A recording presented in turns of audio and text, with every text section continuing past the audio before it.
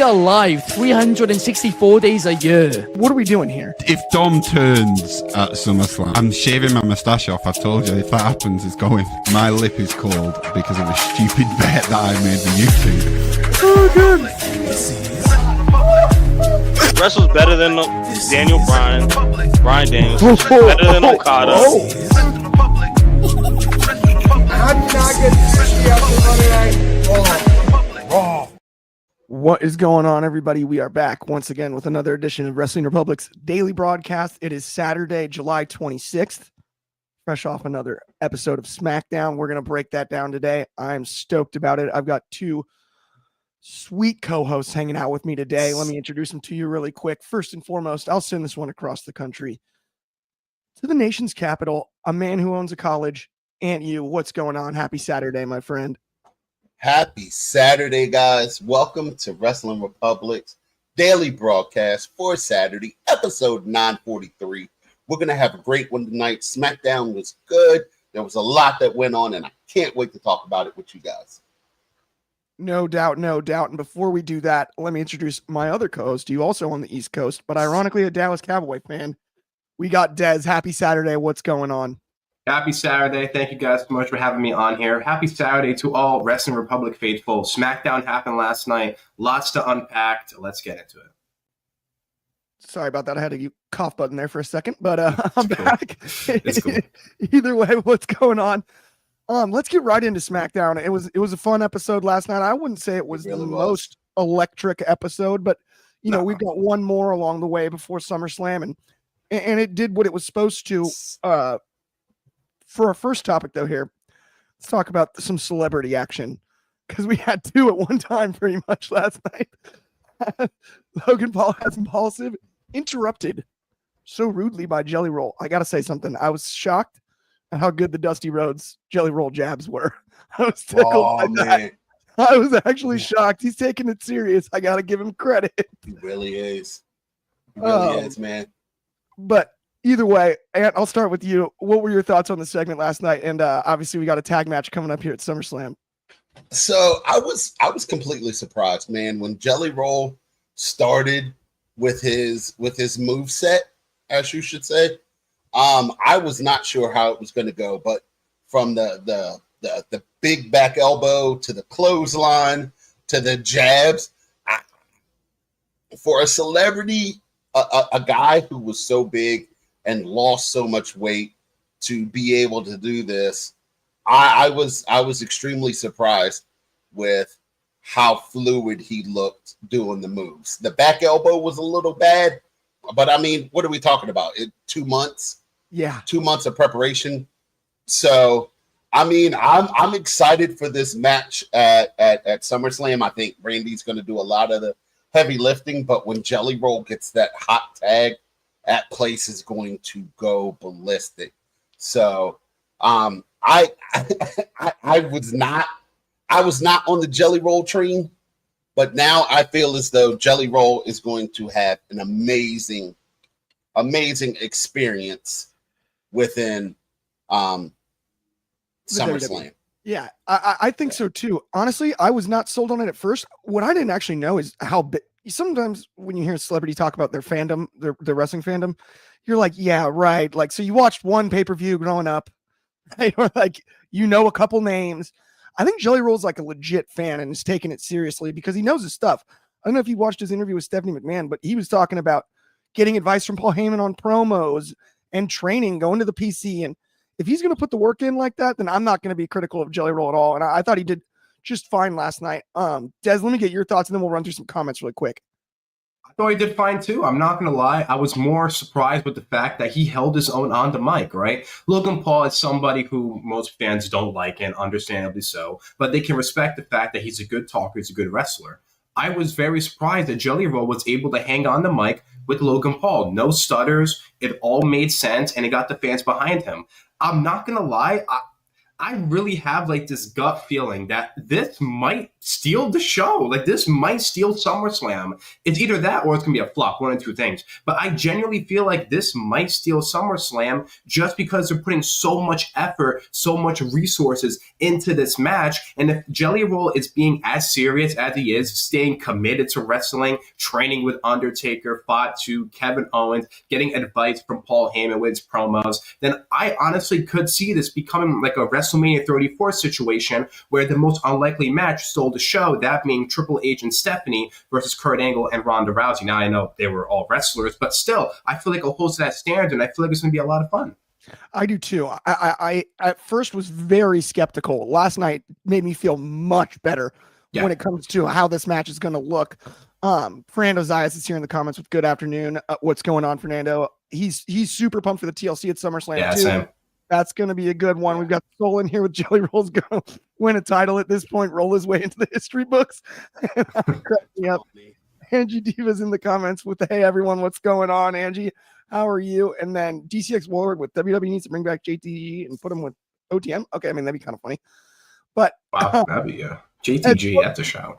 As far as what you were saying about Jelly Roll and stealing the show, I think it's very possible. I don't know necessarily how much of the match he'll work. I think it's going to have to be a hot tag situation. Yeah. I don't know about Jelly Roll taking a bump other than maybe catching a Claymore.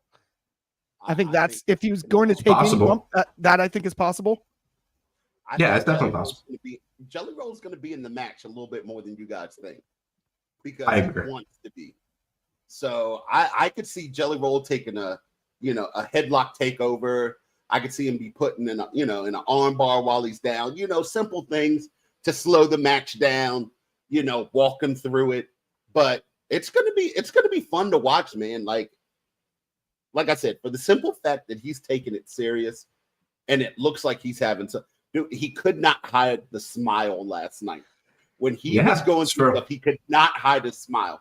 And when you see something like that, it just lets you know that, I mean, he's going to flop hard, but he's going to flop in a way that we're just like, we love it. Yeah, exactly. Yeah. I don't think it's going to be that. I think he's going to put on a decent match. It looks like they've been working for a while now, just from the sequence we got last night. Also, being in there with a veteran like Orton is super helpful. I was curious about that pick as far as pairing him with Orton. I was like, Orton doesn't really seem like a country music guy, first and foremost. Yes, I know he's from St. Louis, but that was kind of odd to me, right? As far as the pairing at first. But I actually think it was probably the right choice there because for safety purposes, even, right? Obviously, Logan now is a full-fledged wrestler. We're not worried about him in the ring when it comes to that. But for someone like Jelly Roll, safety purposes, having two guys, him and McIntyre, in there to make sure nothing goes like truly wrong, I think lends to all three of us are in agreement that it has a chance to steal the show and it has a chance to be better than we expected. Yeah, Jelly Roll climbs to the top rope. I'm popping. I'll lose my mind, dude. I saw the edits of him doing like a shooting star press, and I'm like, bro, can you imagine? Edited Spinal tap, Phoenix splashes, dude. I would lose my crap. Jelly Roll gets up there and does a 450. Yeah, the black 630, the black dude. Hole slam. The black hole slam. Yeah, that was good. I love it. More big guys need to use the black hole slam. 100%. Yeah, 100%. I think it's an underrated finishing move, and I like that he used that because the other thing is, his first appearance, he did the big choke slam, right? And I was hoping that that's not the only move that we see Jelly Roll do in this run. He's got a choke slam and some punches. I'd like to stay away from that. I think the Boss Man Slam fits better for sure. That's a really good shout. And Fernando in the comments here with Randy is a pro. He'll take care of him. I agree. Oh, for sure. I do also think it's funny, as much as Drew's been talking trash about Jelly Roll and whatnot. Like, they're neighbors in Nashville. That is the truth. Actually, that's hilarious. Yeah. I didn't know that. Yeah. That was one of the funnier things to me. I'm like, I'm pretty sure also they might even have kids that go to the same school.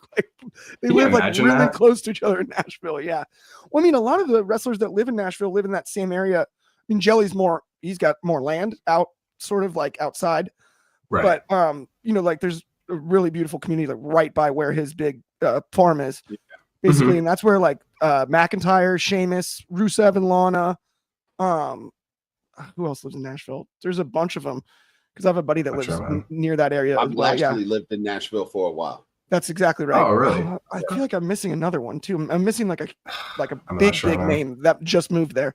Not that Nashville real estate's our topic of the day, but either way, I thought it was a funny tidbit. Just like, because it seems like Drew has had the most animosity towards Jelly until like last night with the Logan stuff of the two, right? He's gone after him in every way possible, and I just cracked up like, oh, that DCX Warlord in the clutch. It's Jeff Jarrett. You're exactly right. Oh yeah, double J, Yes. double E, double T. Yep.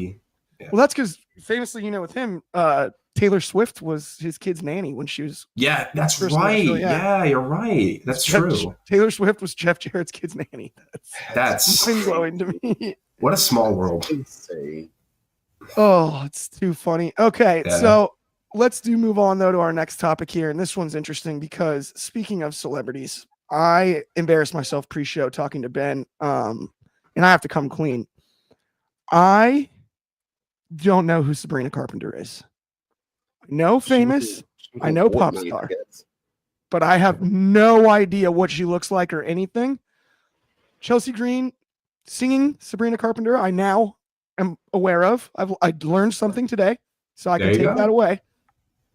And that causes a match to be booked. Ant, talk to me about this one and maybe try to explain Sabrina Carpenter to me. I don't know, dude. She had a skin on Fortnite. I know my son loves Sabrina Carpenter to death. I don't know, man. I'm one of the oldest people on Wrestling Republic. I don't keep up with a lot of these pop stars, so it was just like it was weird because like people in my chat were popping off about it, and I was like, so learning more about it. I think it's just going to be, it's pretty fun. I love everything that Chelsea Green does. Chelsea Green is just like, she is the most underrated woman on the SmackDown roster, and there's some heavy hitters on the SmackDown roster. So so just like I mean, it was pretty cool. But yeah, I don't have much to speak on this because I don't know too much about Sabrina Carpenter. Yeah, we've got Andre Mo's in the comments if this guy knows what he's talking about. Yeah, man. I mean, I hate to be that guy. Like, I just the match being booked is cool, but yeah, I just don't know anything about Sabrina Carpenter at all. Dez, as the resident young guy here, talk to me about this one. And then, obviously, the match that was booked. I do know who Sabrina Carpenter is. She's like I know she's a pop singer. I think she used to be on Disney Channel. There's one song I like from her. It's called Espresso. It's a pretty good song. But I actually didn't even know Chelsea was referencing a Sabrina Carpenter song until I came here, and I was like, oh, that's what that was. Because I thought she was just like Distant Jade Cargo for the sense of Distant Jade Cargo. But apparently it was a song from Manchild, which I also learned. I also love the fact, that you recognize her from Fortnite skin. That's amazing. It's just great.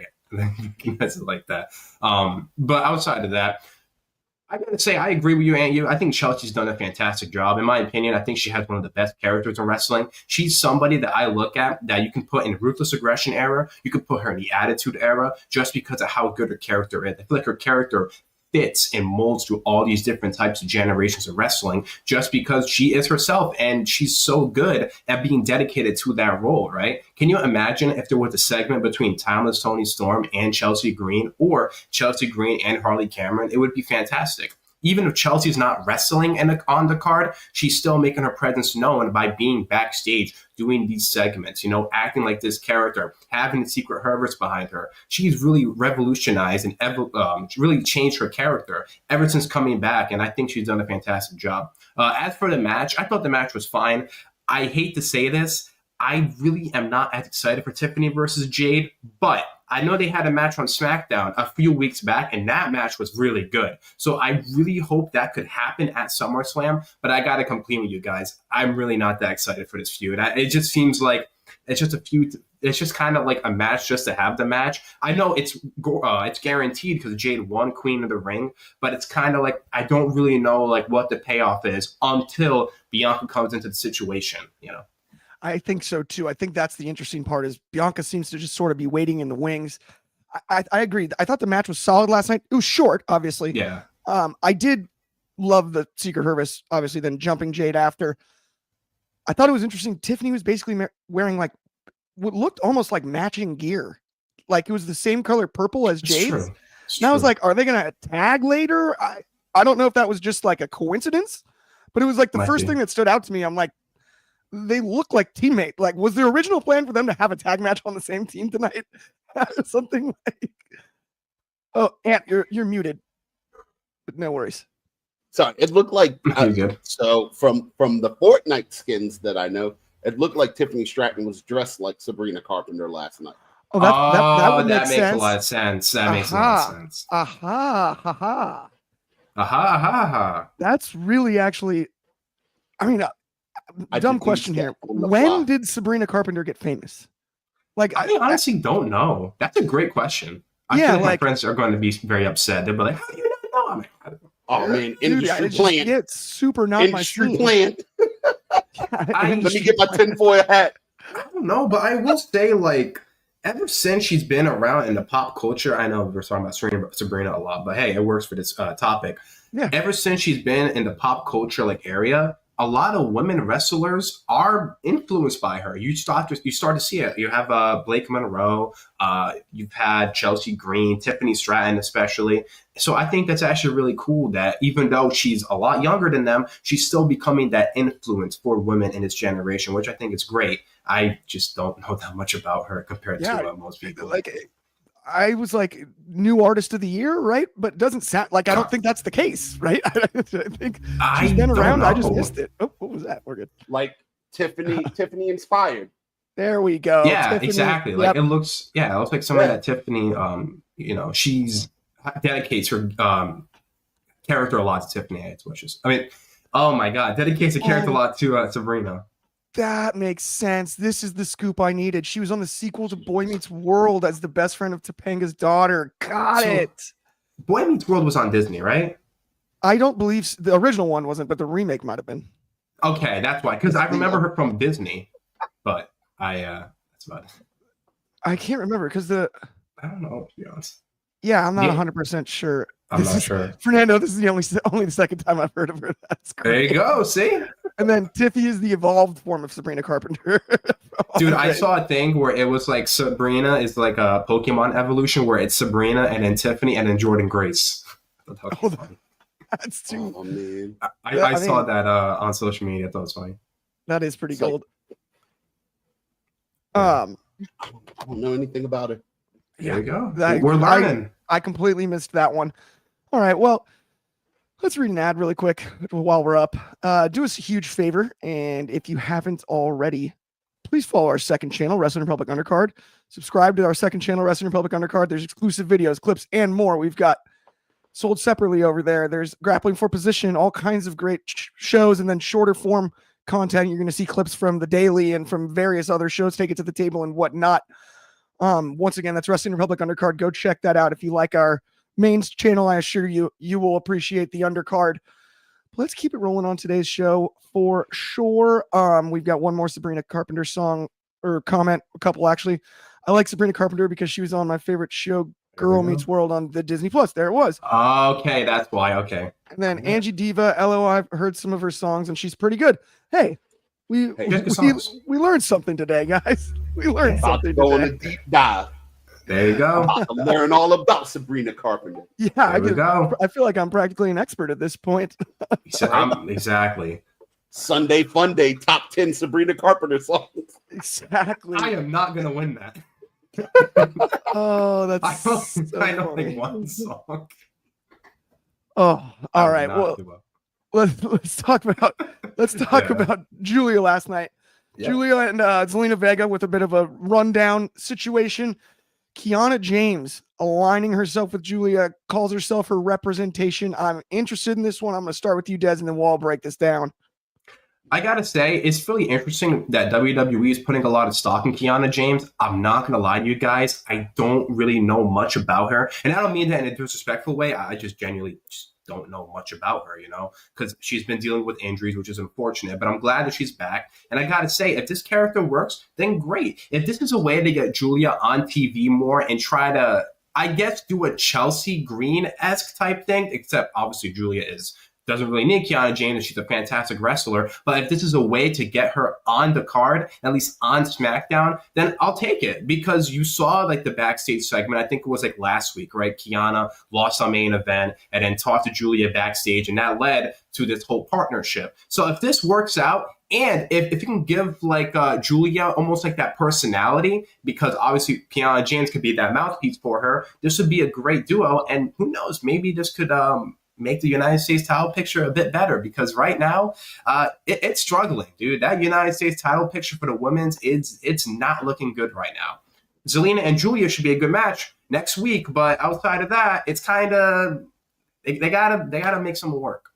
Absolutely, I hear where you're coming from for sure. And then Andre's got an interesting comment here. He said Keanu was trained by Breeze, or at least at his school. I think it's called Flatbacks. It's interesting. Yeah. I feel like we're starting to get, because they opened Flatbacks 2018. Maybe a little bit before that. Maybe. Yeah, 17, I think. 17, 18. And I've seen a few, more than a few wrestlers that have come through the school and trained there on TV, but we're starting to see like an influx of them come into their prime now. And I think we'll see a lot of stars in the coming years, basically from Flatbacks, because him and Spears have something good going in. And everybody I've ever seen from the school is a good worker, at least in my eyes. And I agree with you on Kiana being the mouthpiece for Julia. I think it makes a lot of sense, Dez. I think for the U.S. title part of it, I don't know how much it helps other than the microphone stuff. Yeah. I will say down the road, eventually Kiana and Julia as a tag team making a tag run, I would have zero issue with, especially if the chemistry is good. And you all go to you. What would your opinion on that be? Okay, so as being a guy who loves NXT, and I've been watching NXT since the Black and Gold faithfully, I was so excited when Kiana James came up, right? So Kiana James' character on NXT, she was the boss, right? She was a boss figure, and she carried around this like briefcase, and she had a brick in it, and she was busting people with the brick, and she had a great feud with Fallon Henley. Like, if you have not seen Fallon Henley versus Kiana James, you need to go watch that, because it was great work, and that's the reason she got pulled up when she did. So the injuries and stuff are terrible, but if they bring like her character back, her NXT character back, you guys are going to fall in love, and putting her with Julia and being Julia's mom. Because like, don't forget, she can go in the ring. So don't think she's just going to be a manager sitting there. No, she is really good. But yeah, no, man, dude, like from her entrance, it was like a helicopter thing, and she come walking out with this. It's just, I love Kiana James. I really did. So her being with Julia and being the mouthpiece, it's going to make Julia just that much more dangerous, because now you have to worry about Kiana James on the outside. And if they're doing this to ramp up the women's division and to make make Julia just that the token star for that woman U.S. championship, the women's U.S. championship, it's going to be beautiful, right? Yeah. Because her and Kiana together are amazing. I agree 100%. But I also think you brought up a really good point. Sorry about that. When it comes to her in-ring ability, if you haven't watched her on NXT, like you said, I don't think this is just a manager situation, because she can go in the ring, and a lot of charisma. So like, as far as the just being a manager or sort of taking a back seat to Julia, my fear is honestly she could be so good on the mic during this run, she outshines Julia, who's a star in her own right, and that's something that could be interesting. I keep an eye on as this run sort of unfolds. I don't know. What do you think about that, Dez? Honestly, I'll take you guys' word for it. Like I said, I'll watch some of her NXT stuff and get back to her, but like, I'm going into this like a complete casual. I gotta say, a brick in a briefcase though, like, I don't know. I think like an actual brick in a briefcase. Yeah. She carried like this little like clutch briefcase purse thing, and she had a brick in it, and she used to But let me tell you something, man. What? Like, we know how gimmicks get over. Yeah. We know from the gold scissors. This could be her gold scissors and could get a pop as huge as that anytime she uses it, because it used to in NXT. Like, you knew it was there. You knew she had it. Right? I feel like and it just, you could also like do things where you hide it in different places. yes. It doesn't always have to be in the briefcase. Like, I love True. if she just like finds it like under the ring steps randomly one time by the timekeeper's table. Like, you can do a lot of stuff with it. And I like the idea also that it's a brick. It's not like we've seen basically every logical weapon be a signature, right? Like, we've seen Singapore canes, we've seen the baseball bat, right? With like 15 people have done the baseball bat, sledgehammer. We've got all of those. Just a brick, as simple as it is, man. If you threw a brick at somebody or you hit them with a brick, that's what I'm saying. Like, that is nasty. Like, out of kayfabe, like this shouldn't be allowed when you think about it, right? If someone gets hit in the head with a brick, they're not coming back up unless they're Superman. Like, this is not gonna happen. It, like one of those things where, like, if you accidentally got someone all the way, you could really hurt someone with a brick. Yeah, but I mean, she has to go full board. She needs to come back with the glasses and the glasses. I might remember that. Yeah, dude. That does sound familiar, actually. Like, I remember like her wearing the skirt, the glasses, the briefcase. Okay, but I've just never seen her wrestle. Then that's the only thing. I comment David said here. He said maybe Kiana James isn't cleared to wrestle yet. That's possible. Yeah, I wonder. Maybe that's possible. I would hope not. I mean, even if that is the case, then we could. Even if that is the case, we could at least see her on TV using the microphone until she is cleared. And I think in the long run, it'll be fine there. But obviously, I don't know that to 100% be the case. This is actually an interesting comment here from DCX Warlord. I dig this. He said, Luca Crucifino should be called up and become the lawyer for Chelsea Green on screen. I don't actually hate that idea with the breakup of the family. That could work. That's actually work. That'd thought of funny. But him joining like the Hervis and being like the on-screen lawyer negotiator, that would be funny. Another guy would be Robert Stone. I feel like he'd be really good in that role. Oh, wait, DCX Warlord, thank you for clearing this up. She is cleared. She wrestled on main event. Okay. Yeah. Makes sense. I was going to say, I can't remember the last time I watched a main event. I feel bad. I used to actually try to watch it regularly to keep up. I watch basically every other product. I remember, we get so much wrestling all week. I feel like I just don't have the time almost. If she hits Zelina Vega with the brick, I'm gonna lose it. I'm just letting y'all know. Like, I need to be on. I need to be on the broadcast that next Saturday. Guaranteed. If that happens, I don't think Zelina's coming back up, man. I think that's gonna be 1, 2, 3. Like, she's not getting up. 100%.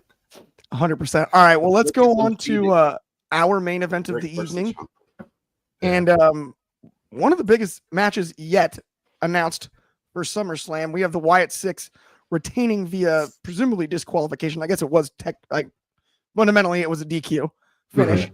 By the Wyatt Six, I guess would have been the ones that disqualified because Cross grabbed the referee, if I'm remembering correctly. Sorry about that. Yeah. You're for right. a second, like that was the finish, right?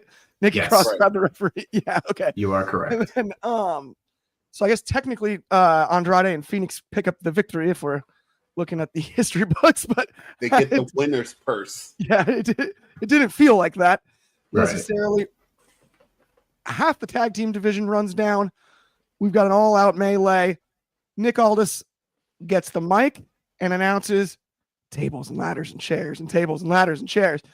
Oh my, I love TLC. I'm excited, but it is 4 teams in TLC, correct? Is that what we're going to see here? I think that's kind of interesting compared to the old 3 teams, but at the same time, because that's right. 6 Fraxium, Profits, MCMG. Is it 5 teams? 5 teams. It's 6. Andrade, Phoenix. Is it 6 tag teams in TLC? Yeah. You got DIY. You got Fraxium. Profits. Yep. You got the Street Profits. You got the Wyatt Six. Yeah. Motor City Machine. TLC is fascinating. Game with T. Thank you. Yeah, it is. That's why I was so excited because I'm like, 6 teams. Yeah. That's like Okay, for some reason in my head, I clocked like it's more than 3. It's true. I'm with you, Andy. If it was 4, but the fact it's 6. Yeah, I was excited when I thought it was 4. So now learning that it's 6 is just. Yeah, 12 it's literally people in the ring. It's like every single tag team except Pretty Deadly because they're not cleared. So, I will and say- Los Garthas because they're in AAA. But yeah, I at first, because we have both Penta and Phoenix, I was disappointed in the Andrade and Phoenix pairing. But for TLC, I get it now. Right. Even if this is the last time they tag together, give me both Andrade and Rey Fenix in a TLC match any day of the week. I'm stoked about it. Let's do some early predictions, though. Who do you have winning that one, Dez? And what were your thoughts on the match and the announcement and the end of SmackDown last night?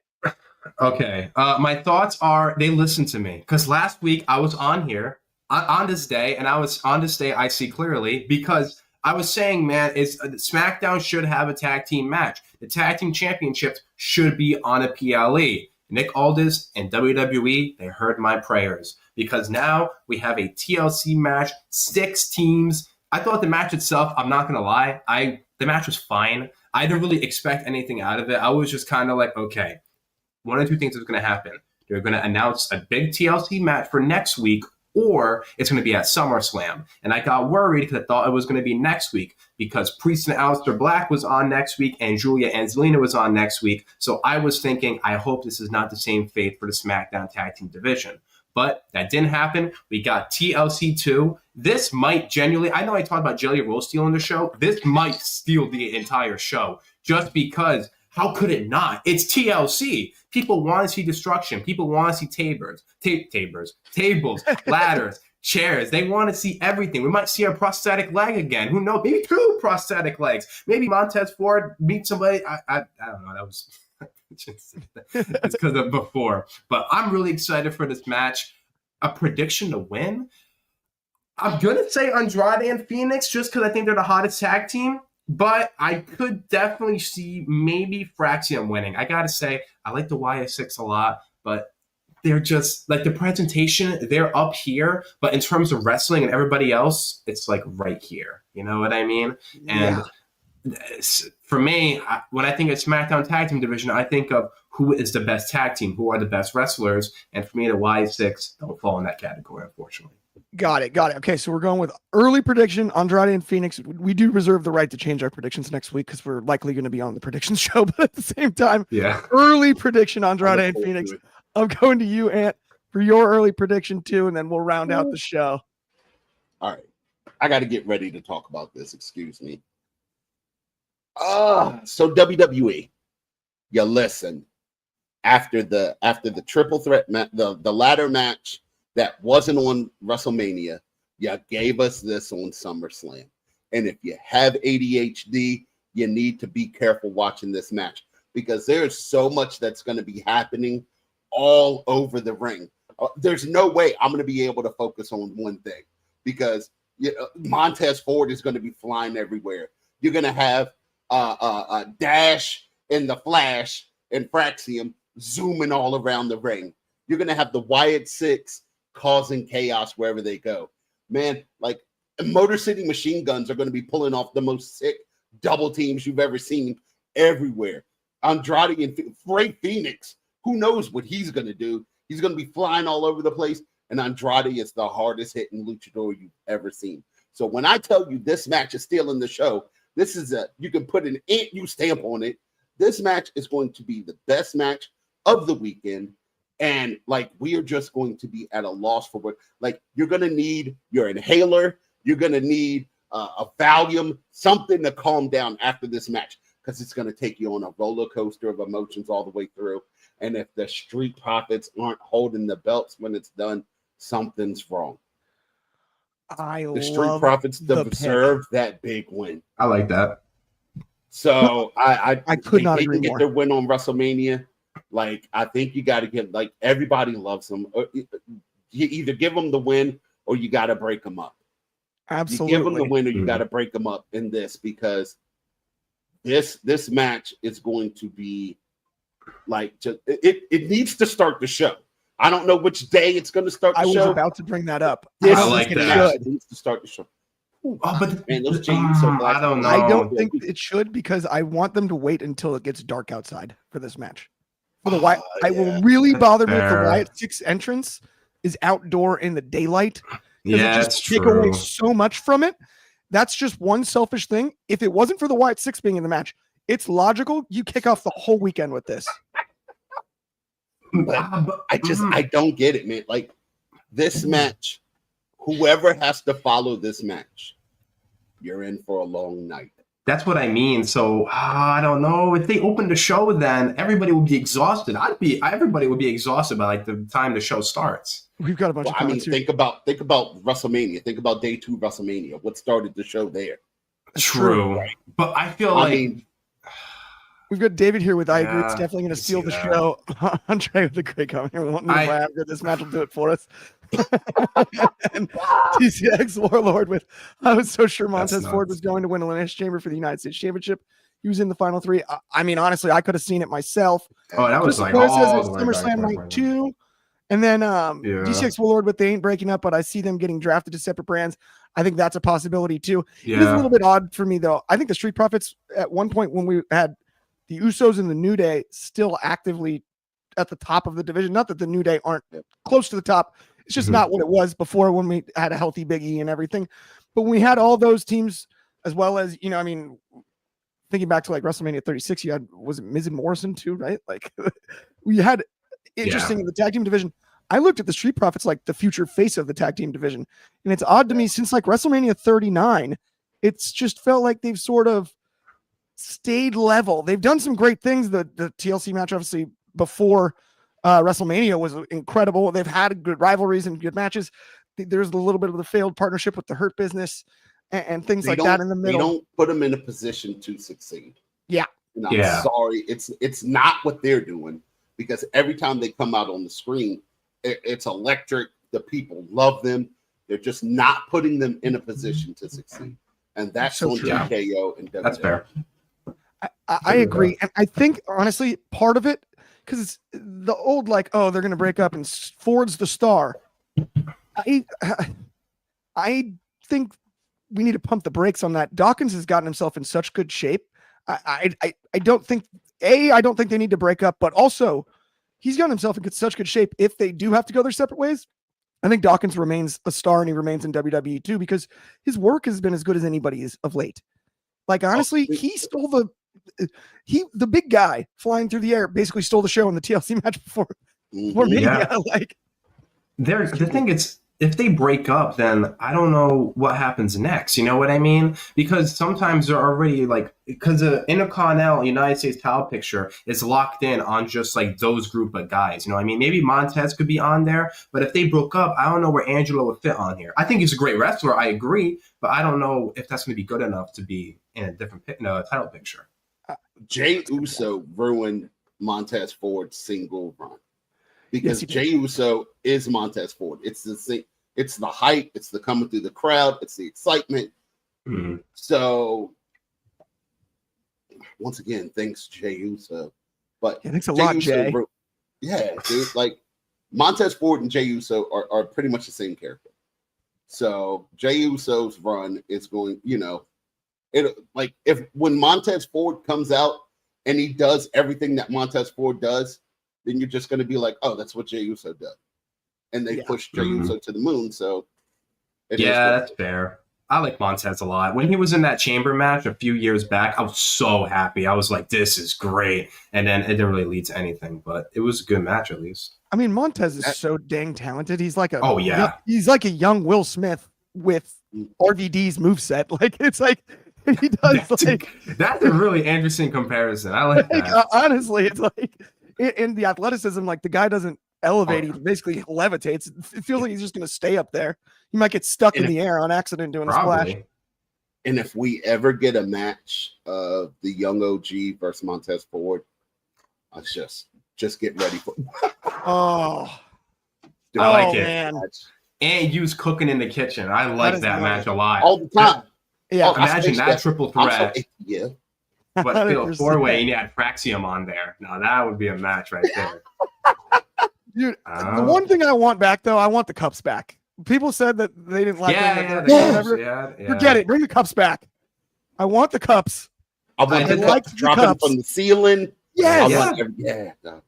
I get it's probably a hassle for the production crew to have to pick up, whatever it is, 1,000 plastic cups every night that they work. But true, they don't want the cups. Do something silly. Let Montez Ford sign them, and then people will be like, "What? We get an autographed Montez Ford cup?" Oh, true. They could sell that. It's not a bad idea. I went to a show with a buddy of mine that he's casually watches wrestling and like enjoys it, but doesn't watch the current product really. He's just been out of it, right? Yeah. We went to a show and the cups happened. And it kind of got quiet during the match, and he just turns and where we were sitting, you could just like see the people, picking them up by the stage, and he just turns and looks at me and goes, "You think they reused the cups?" I was like, I've never thought about that. It just blew my mind. I was like, no, I don't know. He's like, do you think they have a designated guy that they send to the grocery store in each town to go get a bunch of people? Maybe. I wonder if they just have a Costco membership and they just order them in by bulk. Send the cup guy. Hey. When the people from catering go to pick up the food, you just pick Did you guys pick up the Street Profits cups this time? Yeah. It's like, who's the guys buying this? We bring the boom. Oh, that's why it's Costco, guys. I really want to see a singles run, and I want to see a singles run, and then I want to see a mixed tag team match. Yeah, I want to see Bianca and Montez Ford versus Naomi and Jimmy Uso. I would dig that. Okay. Honestly, I would love to see Bianca and the Profits against the Usos and Naomi too. Oh, that's good. If we could get that, that would be pretty cool. If we ever are going to reunite the Usos, that'd be a fun rivalry out of the gates. 100%. True. I feel like the Profits would have to be healed though, or maybe the Usos. I will say this though, guys. I think that's going to bring us to the end of the show. Yeah. Happy Saturday, everyone. We'll be back same time, same place tomorrow for Sunday Fun Day. Same crew plus one more. That's going to be at noon Pacific, of course, 3 o'clock on the East Coast. That's 8 o'clock in the UK, 9 a.m. for my friends in Hawaii. On behalf of me, Dez, and you, everybody at WR, have a great rest of your Saturday, and we will talk to you soon.